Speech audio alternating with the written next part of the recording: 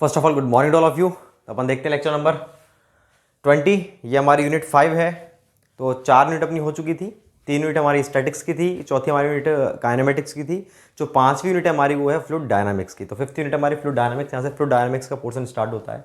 मैं बता दूं आपको यूनिट स्टार्ट करने से पहले कि ये जो यूनिट है बहुत ही ज़्यादा इंपॉर्टेंट यूनिट है, क्योंकि आगे की जितनी भी यूनिट है फ्लूइड मैकेनिक्स की सारी की सारी इसी यूनिट पर डिपेंड करते हैं। ठीक है ना। तो फ्लूइड डायनामिक्स पढ़ते हैं अपन।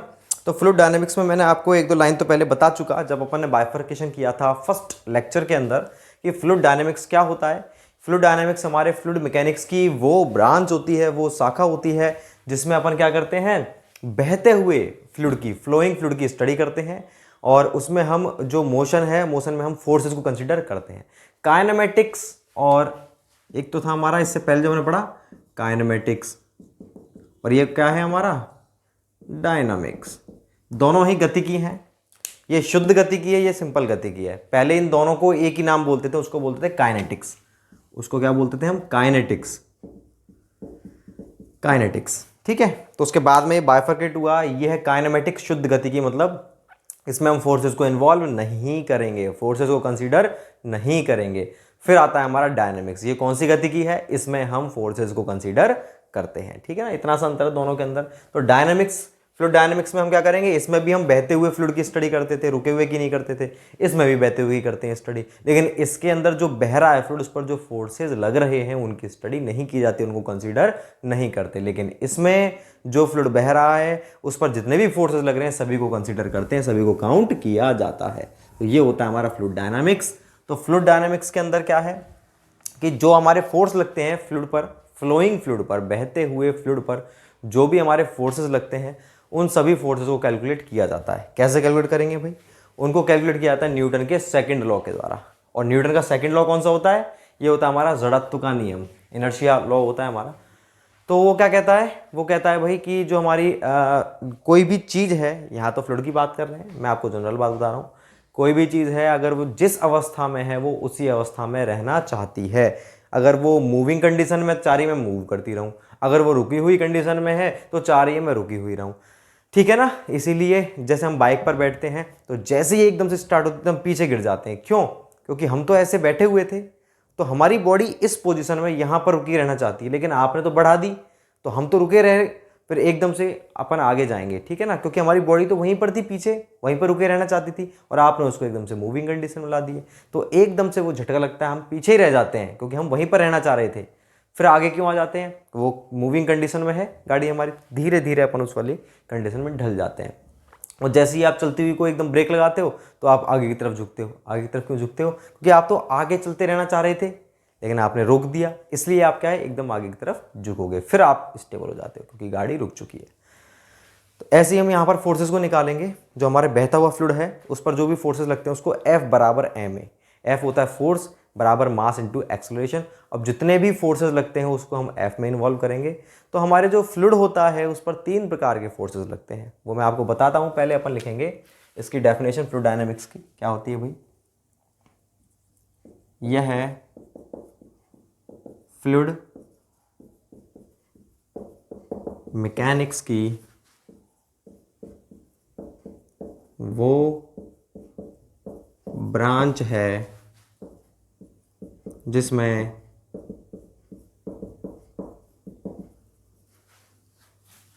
फ्लोइंग मतलब बहते हुए फ्लूइड की स्टडी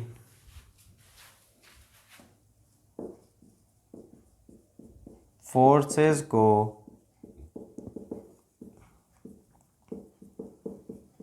कंसीडर करते हुए की जाती है।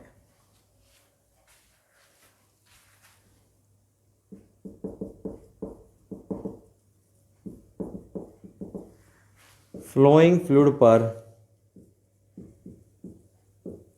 जनरली निम्न फोर्स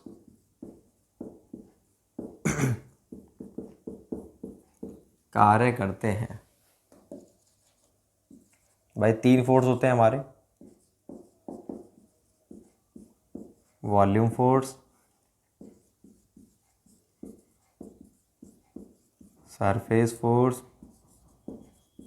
और लाइन फोर्स। पहले इनके बारे में थोड़ा सा इंट्रोडक्शन कि वॉल्यूम फोर्स कौन से होते हैं।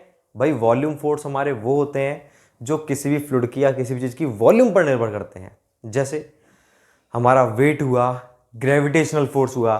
तो वेट क्या होता है, आपको अगर वेट फोर्स ही तो होता है, वेट निकालना है आप जानते हो यूनिट वेट बराबर वेट अपॉन वॉल्यूम। अगर मुझे वेट निकालना है तो वेट बराबर यूनिट वेट इनटू वॉल्यूम। तो वेट फोर्स होता है, इसमें वॉल्यूम इन्वॉल्व हो रही है कि नहीं हो रही, बिल्कुल हो रही है। जिसमें पूरी पूरी वॉल्यूम काम में आ रही है, पूरी वॉल्यूम का प्रभाव पड़ रहा है, वो आते हैं हमारे कौन सी कैटेगरी में, वो आते हैं हमारे वॉल्यूमेट्रिक फोर्सेस में। जैसे हमारा ग्रेविटेशनल फोर्स हुआ, ठीक है, और हमारा विस्कस फोर्स हुआ, ठीक है, ग्रेविटेशनल फोर्स हुआ हमारा, और सेंट्रीफ्यूगल फोर्स हुआ, P बराबर mv² से जो अपन निकालते हैं, वेट हुआ, जितने भी सारे हमारे कौन सी कैटेगरी में आते हैं, ये वॉल्यूम फोर्स की कैटेगरी में आते हैं। दूसरी बात आती है सरफेस फोर्स। सरफेस फोर्स कौन से होते हैं, जो केवल किस पर डिपेंड करते हैं, सरफेस पर, ये अपन पढ़ चुके हैं। जैसे प्रेशर फोर्स हुआ, प्रेशर फोर्स किस पर डिपेंड करता है, केवल सरफेस पर लगता है। तो प्रेशर अपन ने देखा था ना कि किसी भी सरफेस पर लगता है, P बराबर रो जी एच होता था, और प्रेशर फोर्स कैपिटल P बराबर रो जी एरिया इंटू एच बार। तो ये फोर्स किस पर लगता था, सरफेस पर तो लगता था, हॉरिजॉन्टल, वर्टिकल और इंक्लाइंड और कर्व्ड जो हमने पढ़े थे। तो ये केवल सरफेस पर लगता था। ये कौन सा फोर्स है, प्रेशर फोर्स, ये हमारा सरफेस फोर्स। और कौन सा हुआ, शियर स्ट्रेस। शियर स्ट्रेस कौन सा लगता था, देखो टो बराबर mu D U upon D Y, shear stress लगता था विस्कोसिटी वाले यूनिट में, फर्स्ट यूनिट में। तो ये शियर स्ट्रेस है। शियर स्ट्रेस तो हमेशा सरफेस के पैरेलल लगता है, मतलब सरफेस पर ही लगता है। अगर मुझे इसका फोर्स बनाना है तो स्ट्रेस इनटू मैं क्या कर दूं, एरिया। तो ये क्या हो गया मेरा, सरफेस शियर फोर्स हो गया। तो ये शियर फोर्स को मैं डिनोट करूंगा किससे, V से। इसको बोलते हैं विस्कस फोर्स। क्यों, क्योंकि इसके अंदर विस्कोसिटी इन्वॉल्व है।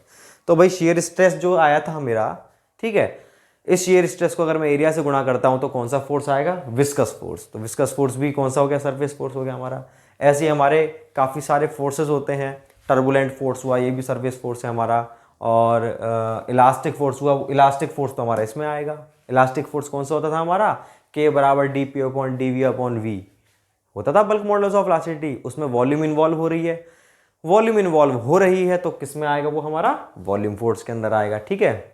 और कौन सा हुआ इसके बाद में, सरफेस, एक रह गया हमारा सरफेस टेंशन। तो सरफेस टेंशन वो किस में आएगा, भाई सरफेस टेंशन तो पर यूनिट लेंथ लगता था। पर यूनिट लेंथ लगेगा तो यूनिट लेंथ पर लगा फोर्स, वो कौन सा फोर्स हो गया हमारा, लाइन फोर्स हो गया। जो लाइन के अलोंग लगे वो होता है हमारा लाइन फोर्स। तो सरफेस टेंशन इसमें आ जाएगा, कैपिलरिटी भी इसमें आ जाएगा, वो भी किसी लाइन के अलोंग लगती है। तो देखो ये सारी चीज़ें, वॉल्यूम फोर्स, सरफेस फोर्स और लाइन फोर्स, ये 3 प्रकार के फोर्स लगते हैं। जितने भी फोर्स लगते हैं उनको 3 कैटेगरी में डिवाइड कर दिया। जो वॉल्यूम पर डिपेंड करते थे वॉल्यूम फोर्स, जो सरफेस पर डिपेंड करते थे सरफेस फोर्स, जो लाइन पर डिपेंड करते थे लाइन फोर्स। उन तीनों के मैं आपको नाम लिख देता हूं।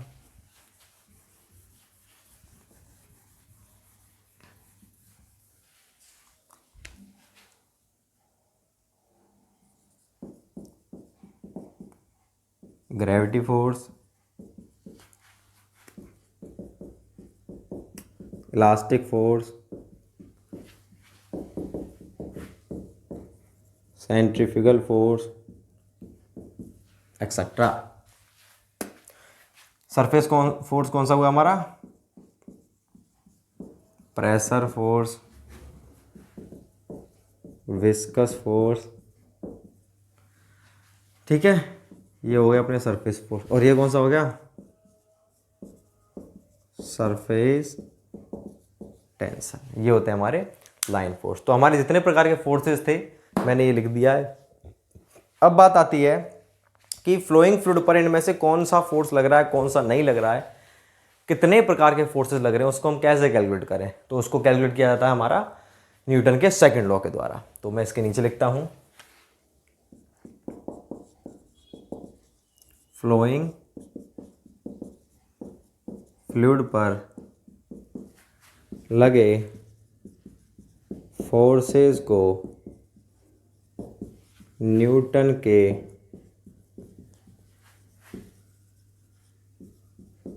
सेकंड लॉ द्वारा ज्ञात किया जाता है। सेकंड लॉ क्या कहता है हमारा, Newton's law of fluid motion. एक सेकेंड,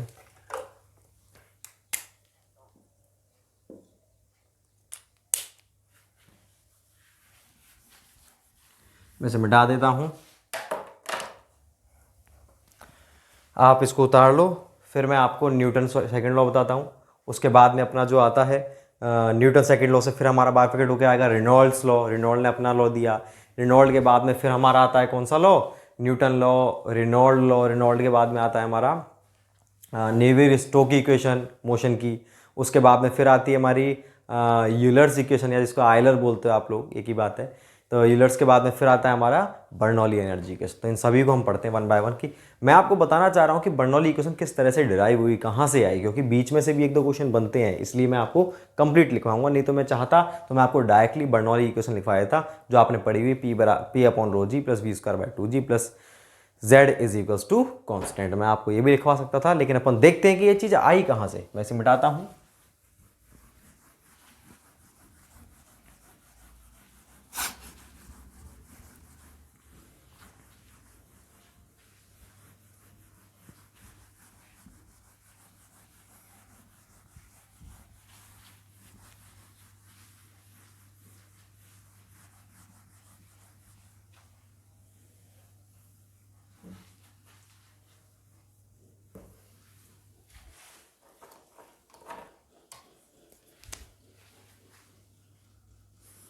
सॉरी, इसको मिटा देता हूँ।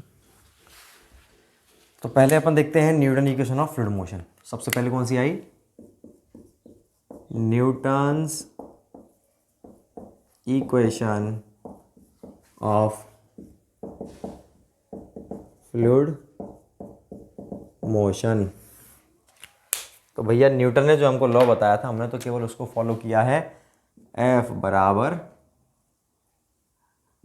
एम ए लिख दिया। अब आप सोच रहे हो सर आपने इतना दूर दूर क्यों लिख दिया, कोई रीज़न है इसलिए लिखा है मैंने। F बराबर एम ए होता है, हम जानते हैं। अब मैं यहाँ पर F की वैल्यूज़ को पुट करूँगा। F का मतलब है फोर्स। तो ये तो देखो, ये जो F बराबर एम ए है, ये इक्वेशन हर चीज़ के लिए वैलिड है। ये मार्कर है, अगर मैं इसको फेंक रहा हूँ ना, तो देखो इस मार्कर का कुछ ना कुछ मास है, ठीक है। ये देखो इसका कुछ ना कुछ मास होगा, मान लो 100 ग्राम है, 50 ग्राम मान लीजिए। अब मैं इसको फेंक रहा हूँ ऐसे, तो मैंने इसको फेंका तो इसको कुछ ना कुछ वेलोसिटी मिलेगी। वेलोसिटी चेंज भी होगी टाइम के साथ। तो जो टाइम के साथ चेंज हो रही है, तो rate of change of velocity क्या कहलाती है, एक्सेलरेशन। मतलब इस मार्कर के पास मास भी है और एक्सेलरेशन भी है, दोनों चीज़ें हैं। तो मुझे ये जानना है कि इसके ऊपर कितना फोर्स लगा था या कितना फोर्स लग रहा है।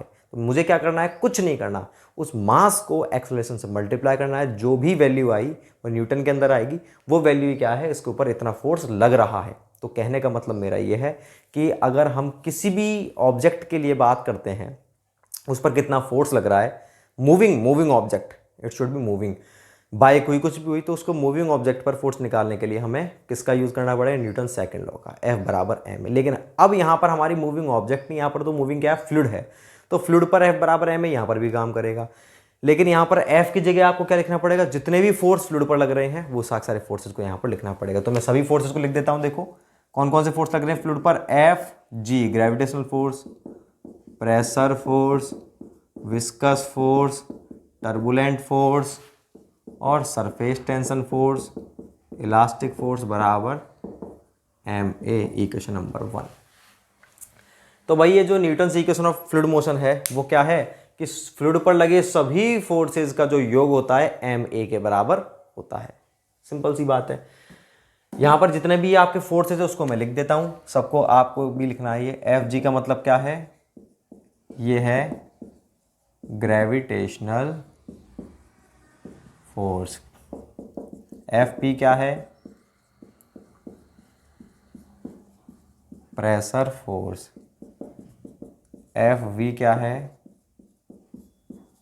Viscous force. एफ टी क्या है, टर्बुलेंट फोर्स। एफ एस क्या है? Surface tension force. F E पर थोड़ा सा डिस्कस करेंगे हम, इलास्टिक फोर्स या कंप्रेशन।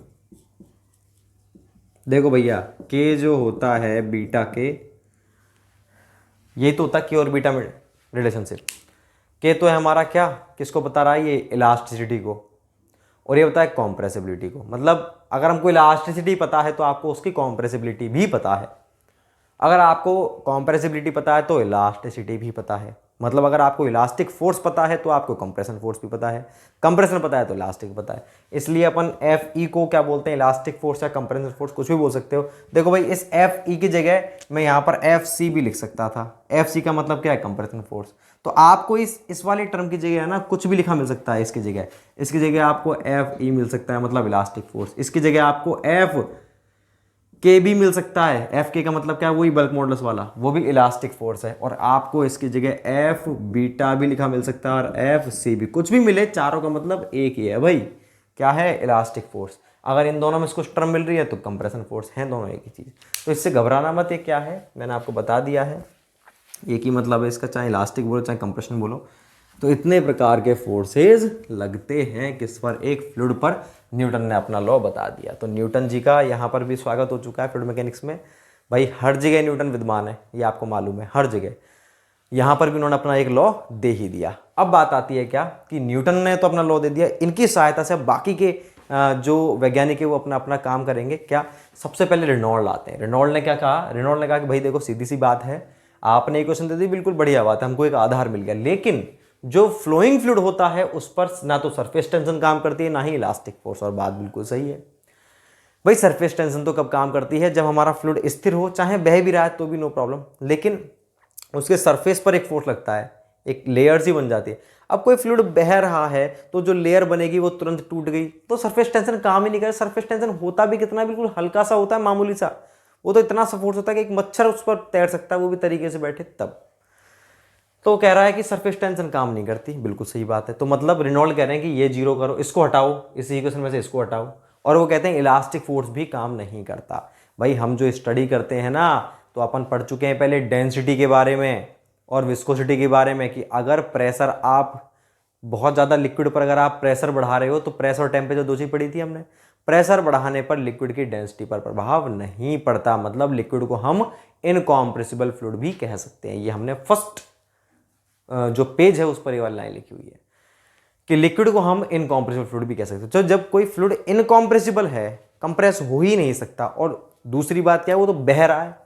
बह रहा है तो एटमॉस्फेयर के जो प्रेशर है उसके द्वारा कंप्रेस, बहता बहता फ्लूइड पिचक जाएगा क्या? पिचक ही नहीं सकता। मतलब इस पर ये वाला फोर्स भी नहीं लग रहा। तो इन दोनों फोर्सेस को उसने जीरो कर दिया। तो रेनॉल्ड ने कहा भाई अब ठीक है कि F G plus F P plus F V plus F T बराबर एम है, यहां मैं संतुष्ट हूं। ये किसने बोला? रेनॉल्ड ने।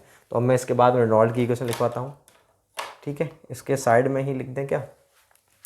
चलो इसके साइड में लिख देते हैं। आप तो इसके नीचे लिखोगे, क्या लिखोगे?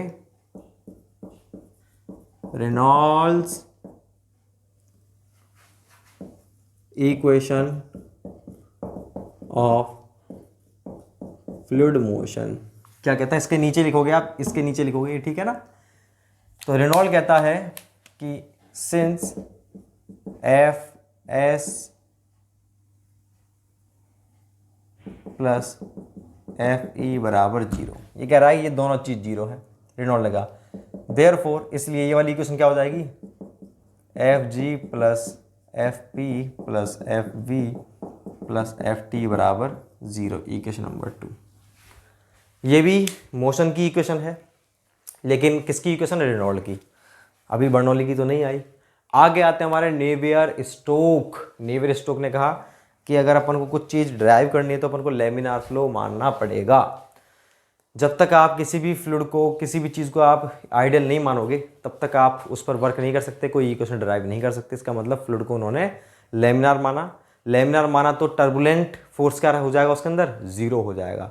तो उन्होंने स्टेडी लेमिनार फ्लो के लिए एक इक्वेशन दी, उसमें उन्होंने क्या कहा कि जो हमारा फ्लूइड है वो हमेशा लैमिनार रहेगा, तो मतलब ये वाली टर्म क्या हो जाएगी, जीरो। तो नेवियर स्टोक के अनुसार F G plus F P plus F V बराबर जीरो, सॉरी जीरो नहीं एम ए आएगा, ये गड़बड़ हो गई, बराबर एम ए। तो अब अपन लिखते हैं नेवियर स्टोक इक्वेशन, नेवियर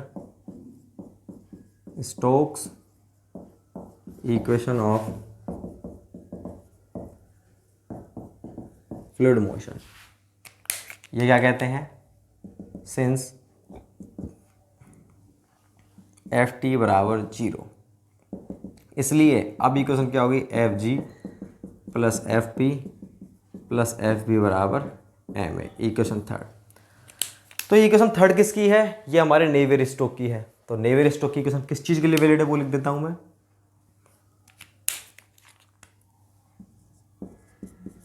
यह इक्वेशन स्टेडी लैमिनार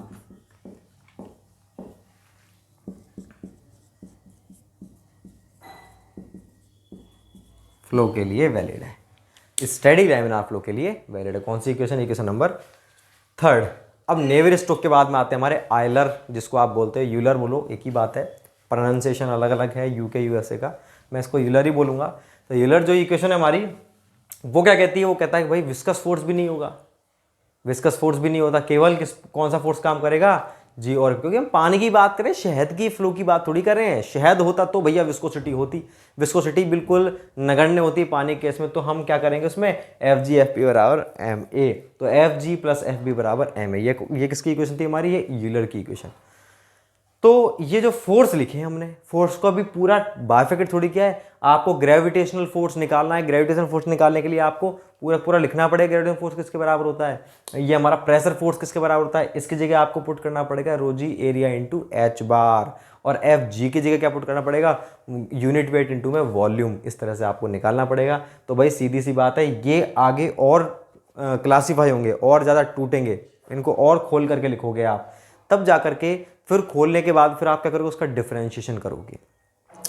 तो डिफरेंशिएशन करने के बाद में जो इक्वेशन आई उसको बोलते हैं Euler's equation of differential, Euler's differential equation of motion. तो Euler's simple equation of motion लिखवाऊंगा, उसके बाद डिफरेंशियल इक्वेशन ऑफ मोशन। तो उन्होंने डिफरेंशिएशन किया, बर्नौली ने उसका केवल इंटीग्रेशन कर दिया। मैंने आपको बताया कि किसी भी चीज़ का डिफरेंशिएशन का मतलब उसको छोटा करना, और अगर उसको बड़ा करना है तो उसको, अगर आपको जोड़ना है तो उसको इंटीग्रेशन बोलते हैं। तो इंटीग्रेशन का मतलब क्या हो, तो आपने क्या किया, उन्होंने तो छोटे से पार्ट के लिए बताया यूलर ने, उसको उन्होंने इंटीग्रेशन कर दिया, तो बड़े पार्ट के लिए एनर्जी इक्वेशन बताई, उसको ही क्या बोल दिया गया, बर्नौली इक्वेशन ऑफ एनर्जी, ठीक है ना, Bernoulli energy equation of motion, ठीक है ना। तो वो हम उसके यूलर के बाद में आएगी, तो फिलहाल हम पहले देखेंगे यूलर्स इक्वेशन ऑफ मोशन। यहाँ तक लिखो, मैं इसे मिटाता हूँ, तो हमारी 3 इक्वेशन आ गई, चौथी मैं लिखता हूँ, मैं इसे मिटाता हूँ।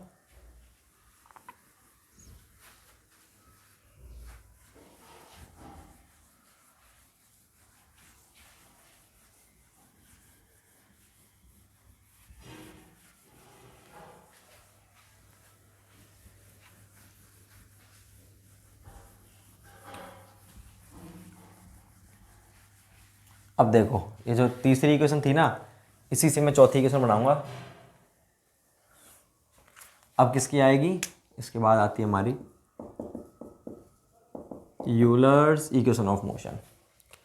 ये क्या कहता है, ये कहता है सिंस एफ बी बराबर जीरो, तो इक्वेशन ऑफ मोशन क्या होगी हमारी, F G plus F B बराबर एम ए, इक्वेशन नंबर 4। ये जो इक्वेशन ये है यूलर की, सिंपल लिख देते हैं, यह इक्वेशन यूलर की सिंपल इक्वेशन ऑफ मोशन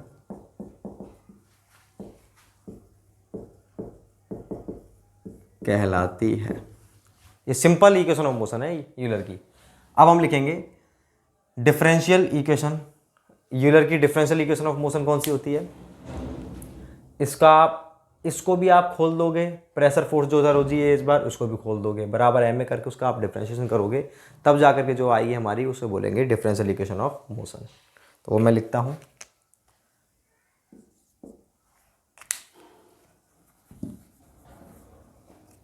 अब लिखेंगे इसके बाद अपन Euler's differential equation of motion dp by rho plus vdv plus gd z is equals to constant. Equation number 5। ये किसकी इक्वेशन है भाई? ये हमारे यूलर की डिफरेंशियल इक्वेशन है और ये कौन सी थी? Simple equation of motion. अब यहाँ से जो 5वीं इक्वेशन है, यहाँ से हम क्या करेंगे, इस इक्वेशन का हम इंटीग्रेशन कर देंगे। तो इंटीग्रेशन करने से फिर जो इक्वेशन आएगी एनर्जी की, उसको बोलेंगे बर्नौलीज इक्वेशन ऑफ मोशन या Bernoulli energy equation of motion. ठीक है ना? तो एनर्जी, तो इसी का हम इंटीग्रेशन करके फिर निकालेंगे बर्नौली। तो बर्नौली को हम डिटेल में पढ़ेंगे। यहाँ से फिर आई है बर्नौली। अब कहने का मतलब ये है कि सबसे पहले कौन सी आई थी? न्यूटन्स। तो बर्नौली इक्वेशन आई कहाँ से? अपन इसका केवल इंटीग्रेशन कर देंगे। तो इंटीग्रेशन करने के बाद में जो वैल्यूज आएंगी, रो वी स्क्वायर बाय 2 प्लस में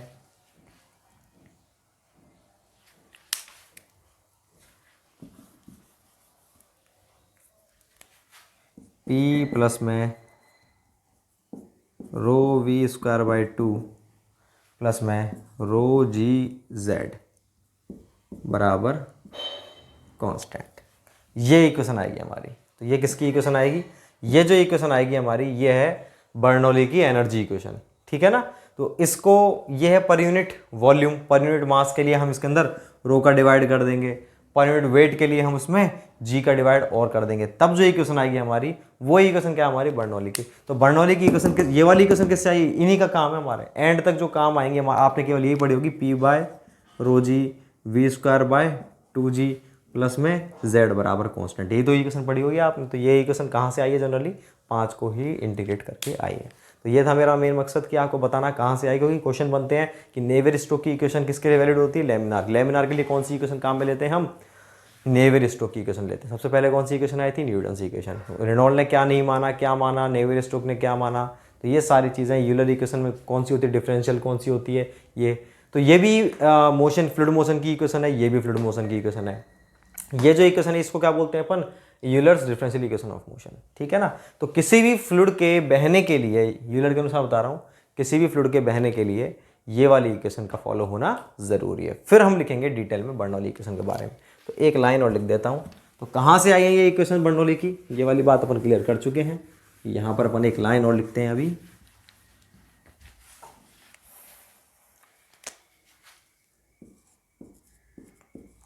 अतः किसी भी फ्लूइड के बहने के लिए इक्वेशन 5 का फॉलो होना ज़रूरी है। इक्वेशन 5 का फॉलो होना ज़रूरी है। अब हम लिखते हैं इसके बाद में बर्नौली की इक्वेशन। तो बर्नौली के बारे में पहले लिखना पड़ेगा। ऐसे मिटाता हूं।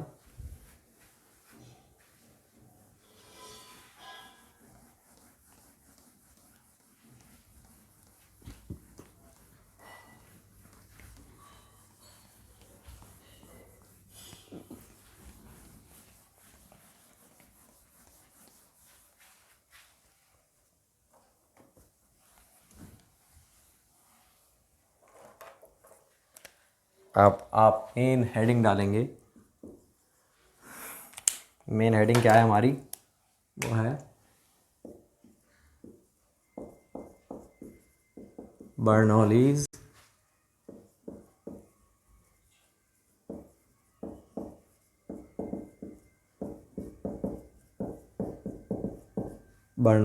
Energy equation of motion.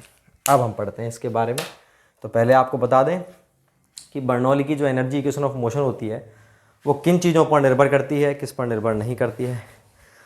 ये जो इक्वेशन ऑफ मोशन है ये हमारी कौन से प्रिंसिपल पर आधारित होती है? ये होती है एनर्जी कंजर्वेशन प्रिंसिपल पर आधारित होती है, जिसके अनुसार अपन जो है ना तो एनर्जी को क्रिएट कर सकते हैं और ना ही एनर्जी को डिस्ट्रॉय कर सकते हैं। पहली बात, तो एनर्जी को ना तो क्रिएट किया जा सकता है और ना ही डिस्ट्रॉय किया जा सकता है। एक सेकेंड,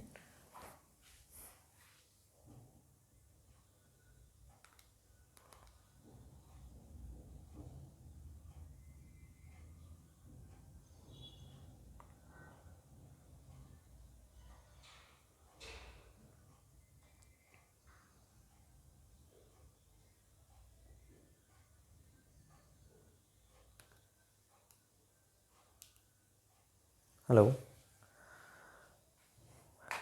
थोड़ा सा टाइम लगेगा सर, है ना? ओके, ठीक है, हाँ घर पर ही मिलूँगा मैं, ठीक। तो हम बात कर रहे थे Bernoulli's energy equation of motion की। तो बर्नौली की जो एनर्जी इक्वेशन ऑफ मोशन है वो किस पर डिपेंड करती है? ये डिपेंड करती है हमारे बर्नौली की एनर्जी इक्वेशन ऑफ मोशन। ये एनर्जी कंजर्वेशन प्रिंसिपल पर आधारित होती है और उसके अनुसार एनर्जी को ना तो हम क्रिएट कर सकते हैं और ना ही हम डिस्ट्रॉय कर सकते हैं, ना तो आप बना सकते हो ना ही। तो क्या होता है, जैसे हमारा हमने वहां पर पढ़ा था किसके बारे में, मास कंजर्वेशन प्रिंसिपल पर आधारित होती है कॉन्टिन्यूटी इक्वेशन। ना तो मास को क्रिएट किया जा सकता ना ही डिस्ट्रॉय, तो हम क्या कर सकते हैं, उसको ट्रांसफॉर्म कर सकते हैं। इस मास को उसमें ट्रांसफॉर्म कर दिया, उसमें ट्रांसफॉर्म कर दिया। ऐसी एनर्जी एक रूप से दूसरे रूप में ट्रांसफॉर्म होती रहती है, लेकिन कभी ना तो बनती है ना ही खत्म होती है। जैसे अगर मैं बाइक पर चल रहा हूं तो मेरे पास एनर्जी है, मोमेंटम है, ठीक है, तो काइनेटिक एनर्जी है मेरे पास, गतिज ऊर्जा। तो जैसे ही मैं आगे चलता गया और मैं किसी से भिड़ गया, ठीक है, मान लीजिए मैं आगे एक बाइक चल रही है उससे मैं भिड़ गया, तो क्या हुआ, मेरी एनर्जी खत्म हो गई? नहीं, मेरी एनर्जी उसमें ट्रांसफर हो गई, वो आगे खिसक गया, ठीक है ना। और फिर उसके बाद क्या हुआ, वो एनर्जी धीरे धीरे बाइक कभी ना कभी तो बंद होगी। तो बंद क्यों होगी? क्योंकि उसके ऊपर एक फोर्स लग रहा है अपोजिट डायरेक्शन में। तो वो जो एनर्जी किस में कन्वर्ट हो रही है? फ्रिक्शन के अंदर। तो ऐसे कन्वर्ट होती रहती है एनर्जी। तो ये जो बर्नौली इक्वेशन हमारी किसके लिए वैलिड होती है, वो कैसे आई थी मैं आपको बता दिया, पिछले वाले का हम इंटीग्रेशन करेंगे। ये केवल स्ट्रीमलाइन, ठीक है, स्टेडी, इरोटेशनल, इनकॉम्प्रेसिबल और इनविसिड। इनविसिड का मतलब होता है नॉन विस्कस। तो आपको ट्रिपल आई याद रखना है। बर्नौली इक्वेशन आपको याद रखने का तरीका बता रहा हूं, ट्रिपल आई प्रिंसिपल पर आधारित होती है। ट्रिपल आई का मतलब क्या है? इरोटेशनल, इनकॉम्प्रेसिबल, इनविसिड, ठीक है ना। इनविसिड का मतलब होता है नॉन विस्कस। तो वैसे तो खैर नॉन विस्कस ही लिखता मैं, लेकिन आपको याद रखने में दिक्कत आती। तो देखो, स्टेडी फ्लो तो कॉमन सेंस की बात है, स्टेडी फ्लो के लिए तो है ये वैलिड। दूसरी ट्रिपल आई का मतलब क्या है? इरोटेशनल, इनकॉम्प्रेसिबल और इनविसिड, ठीक है ना। तो ये होती है हमारी कौन सी इक्वेशन? बर्नौली की एनर्जी इक्वेशन होती है। तो बर्नौली इन तीनों प्रिंसिपल पर आधारित होती है। कैसे अपन इसको ज्ञात करते हैं? तीन फॉर्म में होती है ये। पर यूनिट वेट आपने जो पढ़ी है पर यूनिट वेट ही पढ़ी होगी, लेकिन ये पर यूनिट वॉल्यूम होती है। उसके बाद फिर आता है पर यूनिट मास, फिर आता है पर यूनिट वेट। कैसे आती हैं तीनों, वो मैं आपको लिखवाता हूँ। तो फर्स्ट ऑफ ऑल अपन इसके अंदर कुछ स्टेटमेंट्स लिखते हैं। यह इक्वेशन एनर्जी कंजर्वेशन प्रिंसिपल पर आधारित होती है, जिसके अनुसार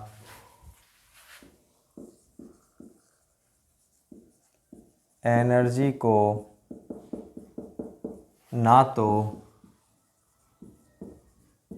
क्रिएट कर सकते हैं ना ही डिस्ट्रॉय कर सकते हैं। यह एक फॉर्म से दूसरे फॉर्म में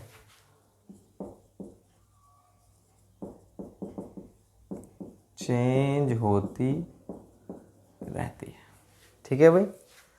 तो ये होता है हमारा बर्नौली की एनर्जी इक्वेशन।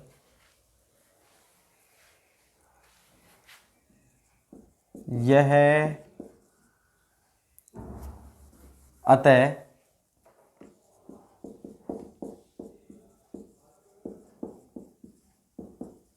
बर्नौली के अनुसार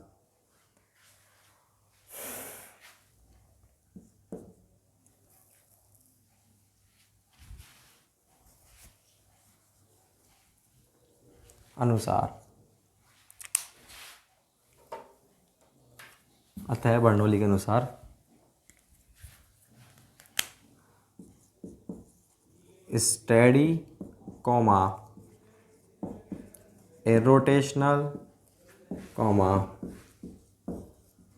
इनकॉम्प्रेसिबल व इनविसिड। इनविसिड का मतलब क्या है? Non viscous steady rotational incompressible inviscid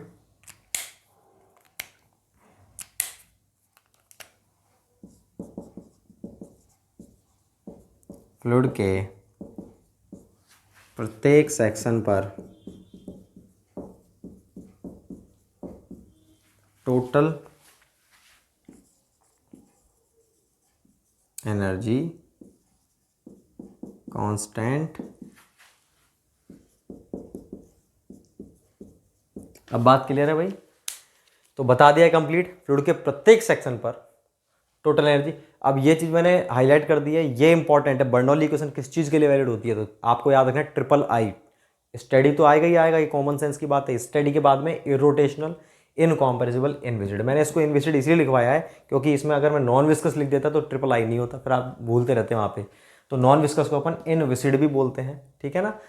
तो आपको ध्यान रखना स्टेडी रोटेशनल इनकॉम्प्रेसिव इनविसिड। तो अब आपको याद रखने की जरूरत नहीं है, इस पर बहुत ज़्यादा डिस्कशन भी होता है, भूल भी जाते हैं, तो आपको ऐसे ही ध्यान रखना है। अब मैं आपको एनर्जी की इक्वेशन, तो प्रत्येक जब एनर्जी ना तो ट्रांसफर हो, ना तो एनर्जी क्रिएट हो रही है, ना खत्म हो रही है, तो जितना फ्लूइड एंटर कर रहा है यहाँ से उतना ही निकल रहा था, पहले यही तो हो रहा था। तो जितनी एनर्जी यहाँ पर है इस सेक्शन पर, उतनी ही एनर्जी दूसरे सेक्शन पर होगी। टोटल एनर्जी की बात कर रहे हैं। हाँ, ये हो सकता है कि एनर्जी चेंज हो रही है। मान लो इस वाले सेक्शन पर मेरी टोटल एनर्जी की वैल्यू, टोटल एनर्जी दो प्रकार की एनर्जी, तो प्रेस एनर्जी एक काइनेटिक एनर्जी। तो प्रेस एनर्जी मान लो पहला सेक्शन, ये सेक्शन 1 है, ये सेक्शन 2 है। तो इस वाले सेक्शन पर प्रेस एनर्जी है मेरी 2 मीटर, और जो मेरी काइनेटिक एनर्जी वो है 3 मीटर। तो टोटल एनर्जी कितनी हो गई? 5 मीटर। तो ये कहता है कि यहाँ पर भी कितनी होगी? टोटल 5 होगी। तो ये क्या है? टोटल एनर्जी जो वो तो कांस्टेंट रहेगी, लेकिन ट्रांसफॉर्म हो सकती है आपस में। अब मान लो अगले पर मेरी प्रेशर तो होगी रिड्यूस, 1 मीटर रहेगी, तो ऑटोमेटिकली जो मेरी काइनेटिक एनर्जी वो कितनी हो जाएगी? 4 मीटर। तो इन दोनों का योग जो है वो टोटल हमेशा 5 रहेगा। तो ट्रांसफॉर्म हो रही कि नहीं हो रही? तो ये देखो कम हो गई, एक कम हुई, तो किस में ट्रांसफर हो गई? वो हो गई इसमें ट्रांसफर, वो 4 हो चुकी है। तो कहने का मतलब ये है कि ये एनर्जी टोटल क्या रहती है? हर सेक्शन पर कांस्टेंट होती है। किसने बताया हमको? ये बर्नौली ने। तो बर्नौली की इक्वेशंस को मैं लिखता हूँ, आप इसको उतारो। मैं इसके नीचे इक्वेशन लिखता हूँ, मैं इसे मिटाता हूँ भाई।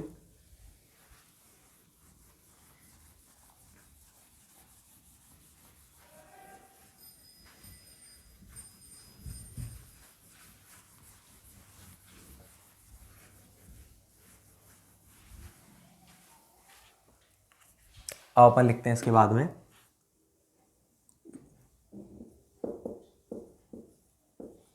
Energy per unit.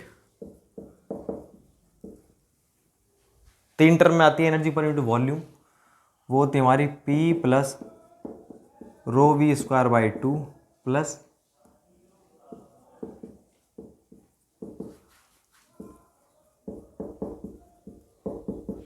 Equation A. यही बर्नौली इक्वेशन है। तो ये बर्नौली इक्वेशन है, लेकिन एनर्जी पर यूनिट वॉल्यूम। तो बर्नौली इक्वेशन जो है हमारी total energy per unit volume है, ये वॉल्यूम वो होती है ये, ठीक है। बर्नौली के अकॉर्डिंग है total energy per unit mass के लिए आप इसमें रो का भाग दे दो कंप्लीट इक्वेशन में। पी में रो का भाग दोगे तो पी बाई रो, इसमें रो का भाग दोगे वी स्क्वायर बाय 2 प्लस में इसमें रो का भाग दोगे तो रो से रो कैंसिल, मतलब जी जेड बराबर। तो ये भी बर्नौली की इक्वेशन है, लेकिन पर यूनिट मास है। अब total energy per unit weight, P by rho. Weight के लिए आप सब में जी का भाग और भाई यूनिट वेट पर यूनिट वेट निकालना है आपको, तो उसमें आप यूनिट वेट का भाग दोगे, पर यूनिट वेट तो यूनिट वेट का भाग दोगे, तो इसमें प्रेशर में आप यूनिट वेट का भाग दोगे। यूनिट वेट का मतलब क्या होता है, रो इंटू जी तो होता है। तो मैंने क्या किया, पी में रो जी का भाग दे दिया। रो जी का भाग दे दोगे तो देखो, इसमें रो जी का भाग दिया तो पी बाय रो जी, इसमें रो जी का भाग दोगे, रो से रो कैंसिल, बच गया वी स्क्वायर बाय 2g। इसमें रो जी का भाग दोगे तो केवल z बराबर कांस्टेंट, इक्वेशन नंबर सी। तो ये जो इक्वेशन हमारी पर यूनिट वेट, इसके साइड में लिख लोगे, यहीं लिख देते हैं अपन, सामान्यतः सी इक्वेशन का ही यूज, वैसे बताने की बात थी फिर भी मैं लिख देता हूँ, यूज किया जाता है। मतलब बर्नौली की आपने जो देखी इक्वेशन, हमेशा आप कौन सी यूज़ करते हो, लगभग पर यूनिट वेट वाली इक्वेशन को अपन यूज़ करते हैं। तो ये चीज़ आपको ध्यान रखनी है, पर यूनिट वेट वाली इक्वेशन को अपन यूज़ करते हैं। तो ये जो इक्वेशन आपको दिख रही है किसके लिए वैलिड है, केवल स्टेडी, इरोटेशनल, इनविसिड और इनकॉम्प्रेसिबल फ्लूइड के लिए वैलिड होती है वाली इक्वेशन। इसके अकॉर्डिंग हमारा टोटल एनर्जी दोनों कांस्टेंट लिख रहा है ना, इसका मतलब सेक्शन 1 पर एनर्जी, सेक्शन 2 पर एनर्जी, दोनों पर एनर्जी कांस्टेंट रहेगी। ठीक है ना। तो इसको भी अपन लिख लेते हैं आगे, ऐसे मिटाता हूँ, इसको उतार लो भाई।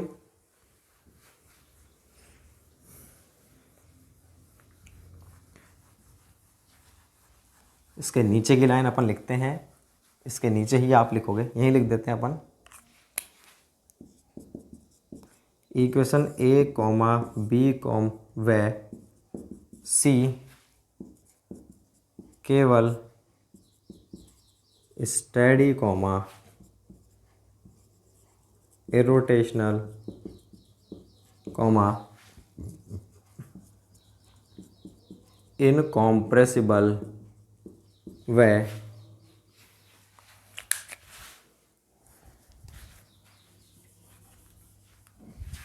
इरोटेशनल व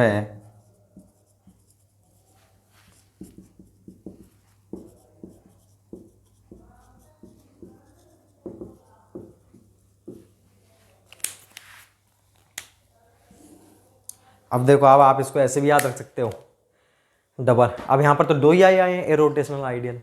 भाई हम यूनिट फर्स्ट में पढ़ चुके हैं कि आइडियल फ्लूइड कौन सा होता है, इनकॉम्प्रेसिबल और नॉन विस्कस फ्लूइड को अपन आइडियल फ्लूइड कहते हैं। तो मैंने देखो इरोटेशनल, इनकॉम्प्रेसिबल और इनविसिड, उन दोनों टर्म को केवल आइडियल लिख दिया। तो बात तो एक ही है, आइडियल फ्लूइड कौन सा होता है, इनविसिड और इनविसिड और इनकॉम्प्रेसिबल फ्लूइड को अपन आइडियल फ्लूइड बोलते हैं। उन दोनों को मैंने एक टर्म में नोट कर दिया, आइडियल फ्लूइड लिख दिया है।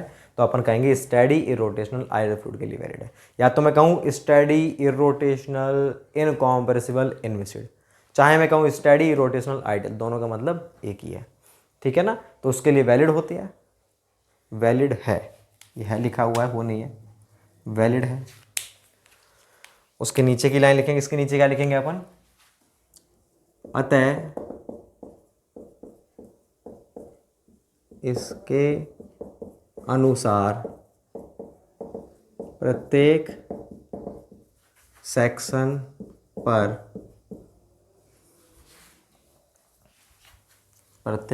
पर टोटल एनर्जी कांस्टेंट रहती है।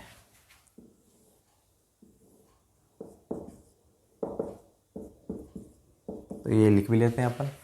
तो भाई देखो, आप इसके बाद में ये लाइन लिख लो, पहले ये लाइन लिखो, फिर मैं इसको मिटाता हूँ। इसके बाद ये लाइन लिख लो, सामान्यतः सी इक्वेशन का ही यूज़ किया जाता है, इक्वेशन ए बी व सी केवल स्टेडी रोटेशनल फ्लूइड के लिए वैलिड है। मैं इसे मिटाता हूँ।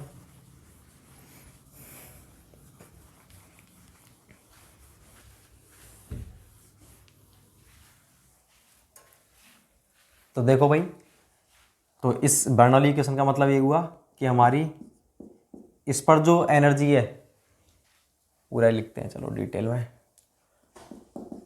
टोटल एनर्जी एट 1 1 बराबर टोटल एनर्जी एट T2।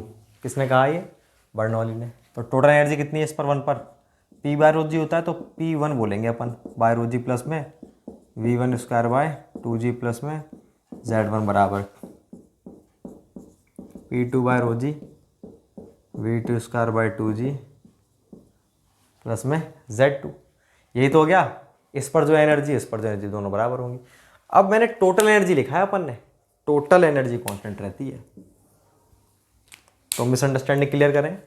इसका मतलब क्या है? इन तीनों का योग इन तीनों के योग के बराबर है। ये जरूरी नहीं है कि ये वैल्यू इसके बराबर है, ये इसके हो सकता है। ये है 8, ये है 6 और ये है 3। कितना हो गया? 8 और 6 14 और 3 17। और यहाँ पर ये हो जाए 10 और ये हो जाए 5 और ये हो जाए 2। तो देखो ये 8 से हो गया 10, 6 से हो गया 5, 3 से हो गया 2। मतलब ये दोनों एनर्जी घट गई 1 ये तो ये घट गई 5 हो गई, ये घट के 2 हो गई। और ये घट करके ये कन्वर्ट किस में हो गई? ये प्रेशर एनर्जी में कन्वर्ट हो गई। तो 2 घटी थी, यहाँ पर 2 बढ़ गई। तो टोटल योग कितना आ रहा है? ये भी अपना 17 है और ये भी अपना 17 है। तो बर्नौली तो बस ये कहता है कि टोटल एनर्जी सेम रहेगी, कन्वर्ट होती रहे अंदर, हमको उससे मतलब नहीं है।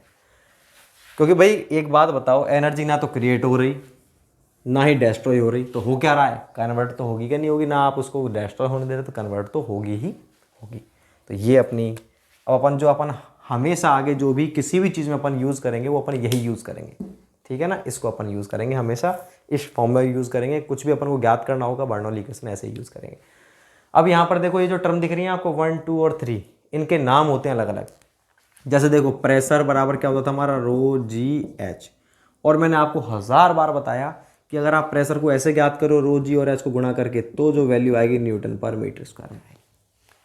और अगर आप दोनों तरफ रो जी का भाग दे दो मतलब, तो क्या आ जाएगा? P बाय रो जी बराबर एच। रो जी का भाग दे तो एच ही तो आएगा इधर, रो जी को इधर भेज दिया।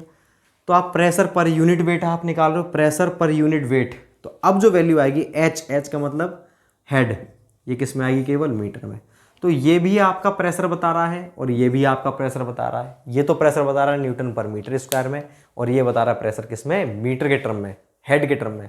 10 मीटर ऑफ वाटर। अब ये क्या होता है, हेड क्या होता है, सब डिटेल में बता चुका हूँ 1000 बार। ये आप प्रेशर वाली यूनिट दोबारा देख लेना वीडियोस। तो P बाय रो जी बराबर एच।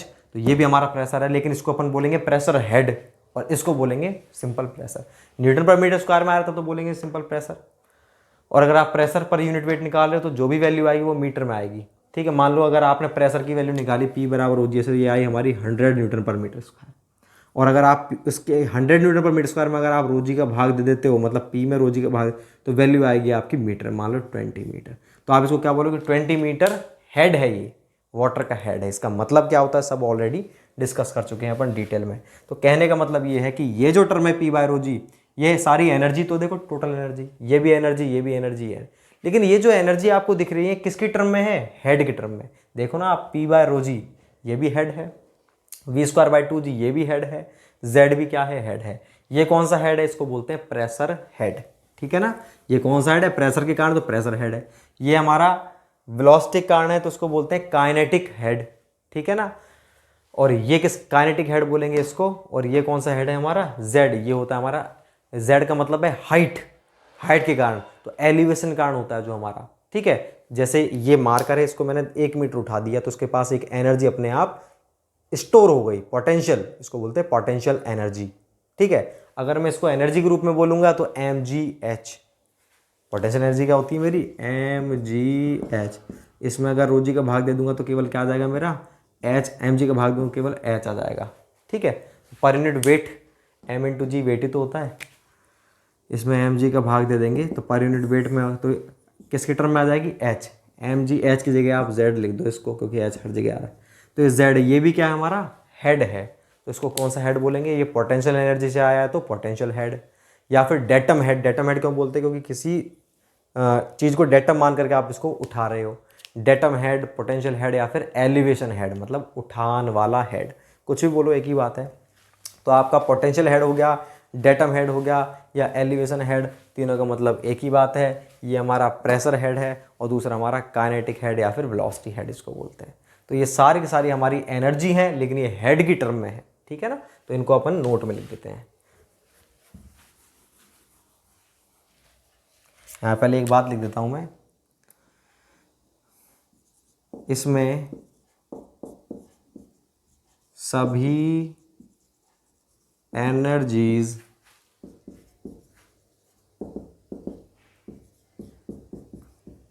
हेड की टर्म में है, ठीक है, हेड के टर्म में है। ये एनर्जी प्रेशर एनर्जी होती है वैसे तो, लेकिन इसको प्रेशर हेड बोलेंगे। ये हमारी काइनेटिक एनर्जी है, इसको अपन काइनेटिक हेड बोलेंगे। ये पोटेंशियल एनर्जी, इसको पोटेंशियल हेड बोलेंगे। अब अपन नोट में लिख देते हैं, note number 1, P by rho ji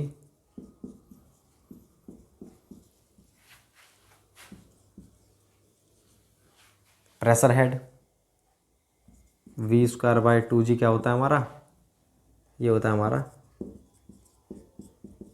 kinetic head या फिर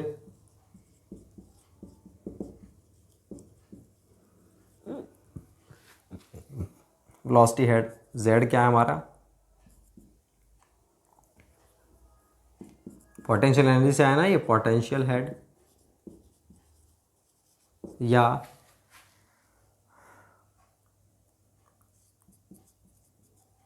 एलिवेशन हेड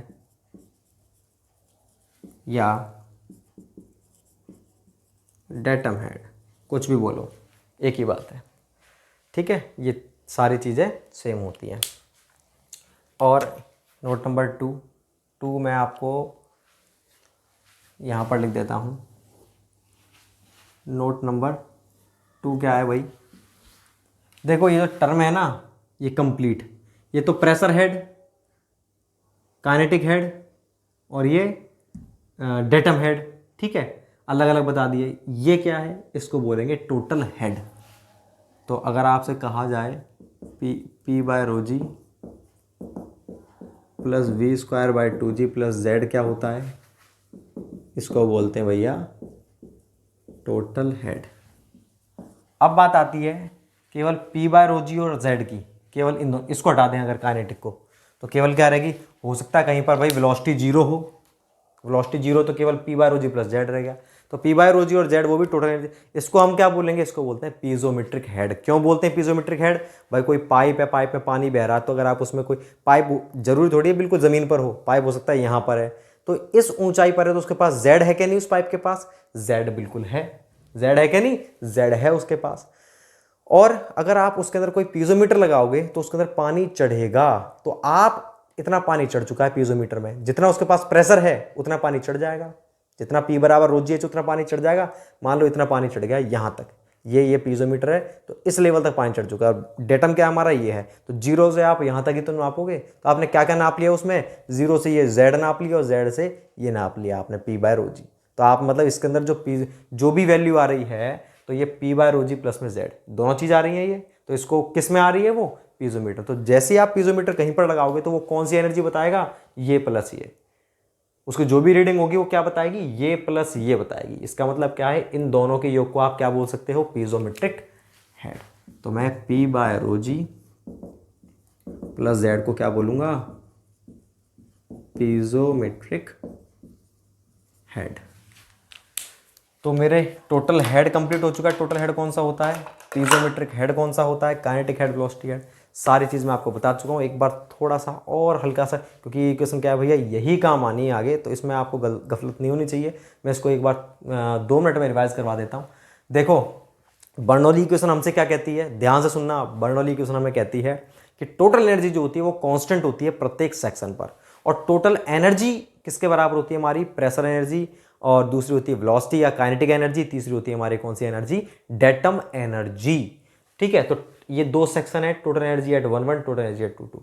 अब एनर्जी को आप एनर्जी के रूप में बता सकते हो, और या आप चाहो तो उसको हेड के रूप में बता सकते हो। तो यहाँ पर मैंने टोटल हेड के रूप में बता रखी है। तो टोटल एनर्जी होती है pressure head P by rho G, velocity kinetic head V² by 2G, और ये हमारा डेटम हेड, एलिवेशन हेड या फिर पोटेंशियल हेड, ये हमारा Z है। तो ये इन तीनों का योग बराबर होगा प्रत्येक सेक्शन पर। अगर सेक्शन 3 होता तो वहाँ पर भी बराबर होता। ठीक है, तो इन तीनों के योग को अपन क्या बोलेंगे, total head. P by rho G plus V² by 2G plus Z बराबर टोटल हेड होता है। ठीक है, इसमें ये होता है हमारा प्रेशर हेड, ये होता है हमारा काइनेटिक या वेलोसिटी हेड, ये होता है हमारा पोटेंशियल हेड, एलिवेशन हेड या डेटम हेड। पोटेंशियल क्यों बोलते हैं? क्योंकि mgh होती है, किसी भी चीज़ को आप उठा देते हो उसके पास एक एनर्जी स्टोर हो जाती है m इंटू जी इंटू एच के बराबर, उसे अपन पोटेंशियल एनर्जी बोलते हैं। उसमें mg मतलब वेट का भाग दे दोगे तो जो आएगी वो हेड के रूप में आएगी, इसलिए अपन उसको बोलते हैं पोटेंशियल हेड। किसी हाइट पर उठाते हैं इसलिए इसको अपन एलिवेशन बोलते हैं, किसी डेटम को मान करके उठाते हैं इसलिए अपन इसको डेटम हेड बोलते हैं। तो ये हेड के टर्म में है, तो ये pressure head, kinetic head, datum head, ठीक है। इन तीनों के योग को बोलेंगे टोटल हेड। और अगर आप पाइप में कहीं पर पीजोमीटर लगाते हो तो उसमें जो भी लेवल आया है वो किसको बताएगा? P/ρg प्लस में Z, इन दोनों के योग को बताता है। इसलिए इन दोनों के योग को अपन पीजोमीट्रिक हेड भी बोल सकते हैं। क्यों? क्योंकि पीजोमीटर में जो भी रीडिंग आ रही है, जो भी हेड आ रहा है, वो क्या है? इन दोनों का योग है, इसलिए अपन इसको पीजोमीट्रिक हेड बोलते हैं।